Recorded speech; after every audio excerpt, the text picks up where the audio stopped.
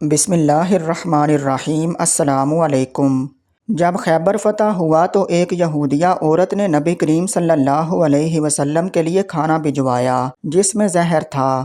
اللہ کے نبی صلی اللہ علیہ وسلم نے ایک ہی لقمہ منہ میں ڈالا کہ فوراً پہچان لیا، لیکن زہر نے اپنا اثر کر دیا۔ یہودیہ عورت کو پکڑ کر لایا گیا اور اس نے اپنا جرم تسلیم بھی کر لیا، لیکن اس نے معافی مانگ لی۔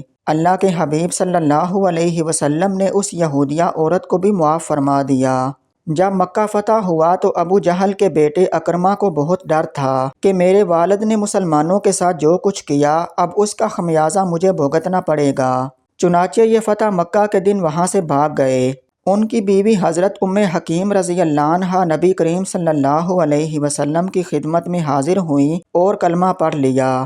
مسلمان ہونے کے بعد کہنے لگیں، جی آپ صلی اللہ علیہ وسلم میرے خامد کو بھی معاف فرما دیجئے۔ نبی کریم صلی اللہ علیہ وسلم نے ان کو بھی معاف کر دیا۔ اب ام حکیم اپنے خامد کو تلاش کرنے کے لیے نکلیں۔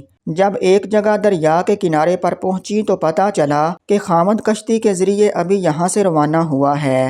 انہوں نے بھی کشتی کرائے پر لے لی اور کہا کہ ذرا جلدی چلو، مجھے اگلی کشتی میں سوار ایک آدمی سے ملنا ہے۔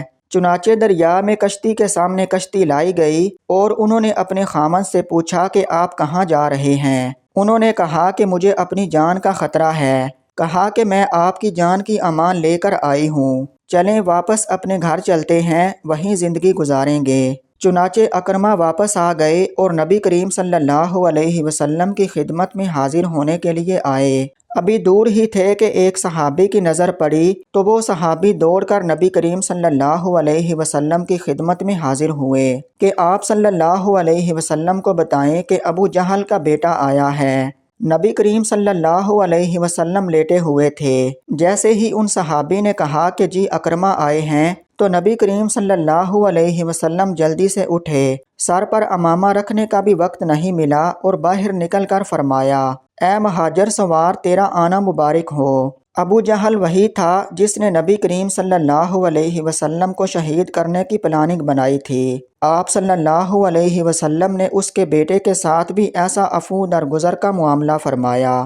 ابو سفیان کو دیکھ لیجئے، نبی کریم صلی اللہ علیہ وسلم کو شہید کرنے کے مشورے میں بھی وہ موجود تھے، اور غزوہ خندق کے موقع پر تو وہ غیر مسلموں کے بہت بڑے لیڈر بن کر آئے تھے۔ فتح مکہ کے موقع پر نبی کریم صلی اللہ علیہ وسلم نے ان کو بھی معاف فرما دیا، اور ساتھ یہ بھی فرما دیا کہ جو ابو سفیان کے گھر میں داخل ہو گیا وہ بھی امان پا گیا۔ اللہ تعالیٰ سے دعا ہے کہ اللہ تعالیٰ ہمیں بھی پیارے نبی صلی اللہ علیہ وسلم کی سنتوں پر عمل کرنے کی توفیق عطا فرمائے۔ آمین۔